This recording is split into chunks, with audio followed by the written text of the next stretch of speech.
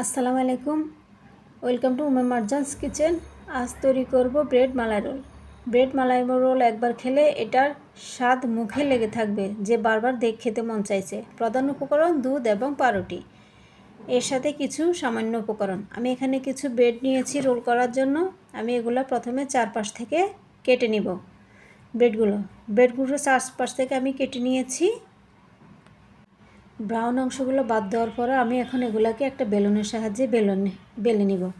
দেখেন অনেকটা পাতলা হয়ে গেছে, এটাতে রোল করতে অনেক সুবিধা হবে। এভাবে আমি একে একে সবগুলা বেলে নিব।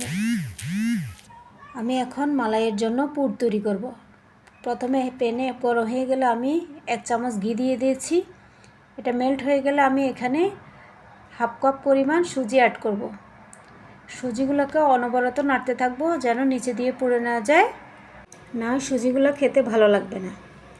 আমার সুজিগুলো প্রায় ভাজা হয়ে গেছে। আমি এখন এখানে 2 কাপের মতো দুধ অ্যাড করব। এখানে অনবরত দুধগুলো নাড়তে হবে, নাহলে সুজিগুলো নিচে দলা হয়ে যাবে। আমি এখানে 2 চামচের মতো চিনি অ্যাড করেছি। আপনারা চাইলে আপনাদের পছন্দ অনুযায়ী চিনি অ্যাড করতে পারেন, কেউ কম খেতে পারেন, বেশি খেতে পারেন। এখন 2 চামচ পরিমাণ আমি এখানে দুধ অ্যাড করব। এগুলোকে ভালো করে মিশিয়ে নিতে হবে। একটু মেশানো হয়ে গেলে আমি এখানে হাফ চামচের মতো এলাচ গুঁড়ো অ্যাড করেছি। আমার উপকরণটা অনেকটা ঘন হয়ে আসছে। আমি এখন এখানে কিছুটা বাদাম ক্রাশ করা অ্যাড করেছি। উপকরণটা অনেকটা ঘন হয়ে গেছে, নামালে ঠান্ডা হলে আরও ঘন হয়ে যাবে। আমি এখন পুরটা নামিয়ে ফেলব। আমি এখন যেই পাউরুটিগুলো বেলে রেখেছি সেখানে ওগুলোতে আমি এখন এভাবে পুর দিয়ে এগুলাকে রোল করে নেব। দেখেন এভাবে দিয়ে রোল করে নিতে হবে। আমার একটা রোল তৈরি হয়ে গেছে। আমি এখন আরেকটা রোল তৈরি করে দেখাবো।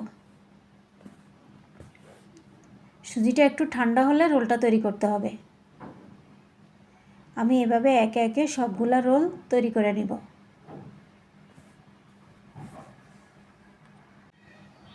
এবার আমি মালাই তৈরি করে নেব।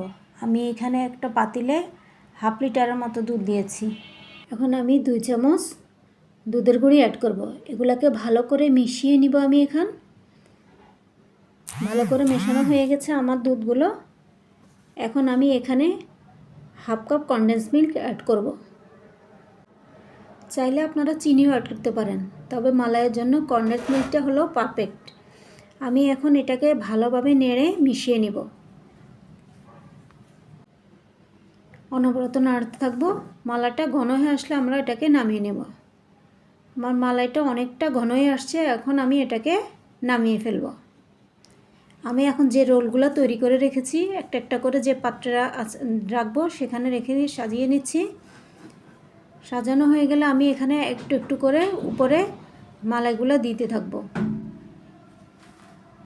মালাইগুলো একটু ঠান্ডাও না গরমও না, মিডিয়াম হয়ে গেলে দিতে হবে।